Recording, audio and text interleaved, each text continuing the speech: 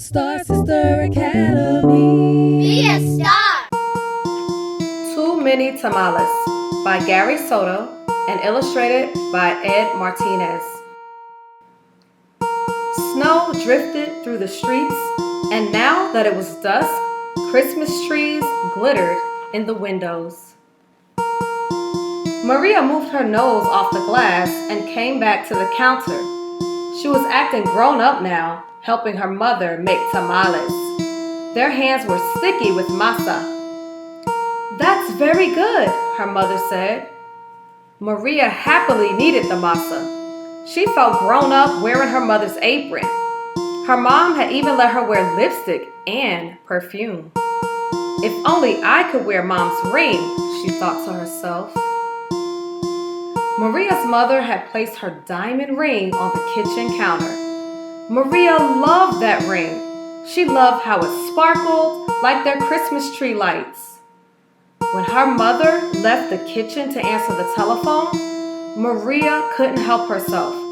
She wiped her hands on the apron and looked back at the door. "I'll wear the ring for just a minute," she said to herself. The ring sparkled on her thumb. Maria returned to kneading the masa, her hands pumping up and down. On her thumb, the ring disappeared, then reappeared in the sticky glob of dough.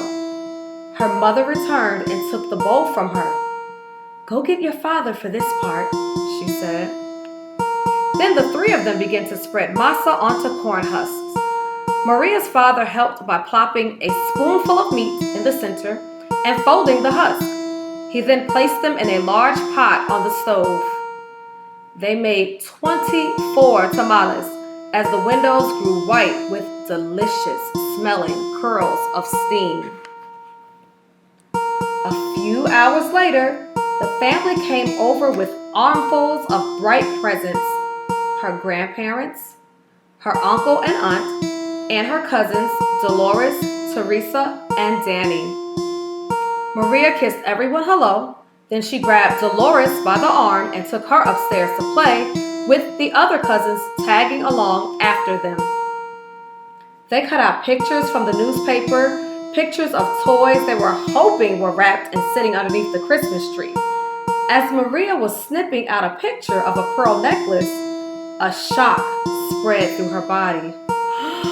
"The ring!" she screamed. Everyone stared at her. "What ring?" Dolores asked. Without answering, Maria ran to the kitchen. The steaming tamales lay piled on a platter. "The ring is inside one of those tamales," she thought to herself. "It must have come off when I was kneading the masa." Dolores, Teresa, and Danny skidded into the kitchen behind her. "Help me!" Maria cried. They looked at each other, and Danny piped up first. "What do you want us to do?"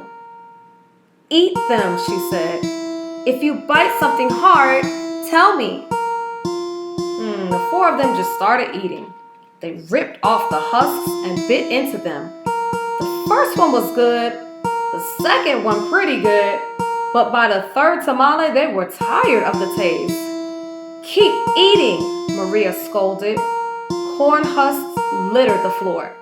Their stomachs were stretched till they hurt, but the cousins kept eating until only one tamale remained on the plate.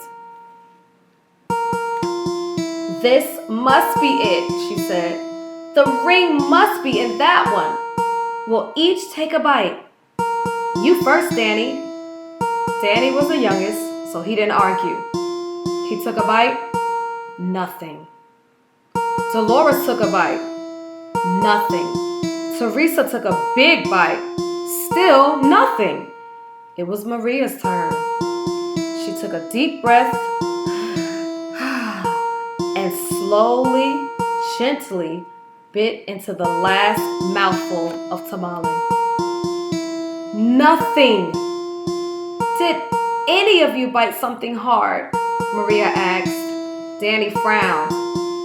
"I think I swallowed something hard," he said. Swallowed it? Maria cried, her eyes big with worry. She looked inside his mouth. Teresa said, I didn't bite into anything hard, but I think I'm sick. She held her stomach with both hands. Maria didn't dare look into Teresa's mouth. She wanted to throw herself onto the floor and cry. The ring was now in her cousin's throat, or worse, his belly. How in the world could she tell her mother? But I have to, she thought. She could feel tears pressing to get out as she walked into the living room where the grown-ups sat talking. They chattered so loudly that Maria didn't know how to interrupt. Finally, she tugged on her mother's sleeve. What's the matter? Her mother asked. She took Maria's hand. I did something wrong. Maria sobbed. What? Her mother asked. Maria thought about the beautiful ring that was now sitting inside Danny's belly and got ready to confess. Then she gasped. The ring was on her mother's finger, bright as ever. The ring! Maria nearly screamed.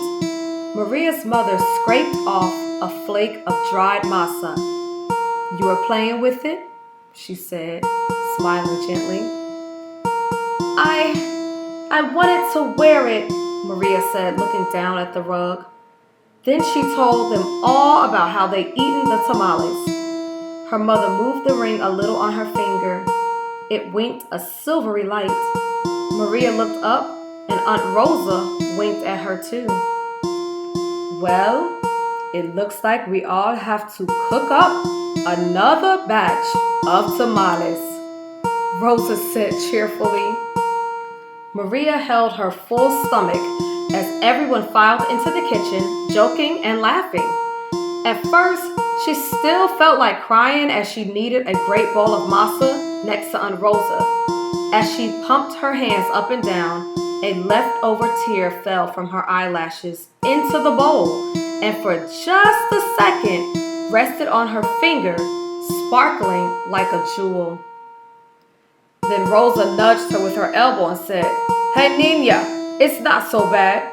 Everyone knows that the second batch of tamales always tastes better than the first, right? When Dolores, Teresa, and Danny heard that from the other side of the room, they left off a groan the size of 24 tamales. Then Maria couldn't help herself. She laughed. And pretty soon, everyone else was laughing, including her mother. And when Maria put her hands back into the bowl of masa, the leftover tear was gone. The end. Thanks for watching. Don't forget to hit that like and subscribe button. See you next time.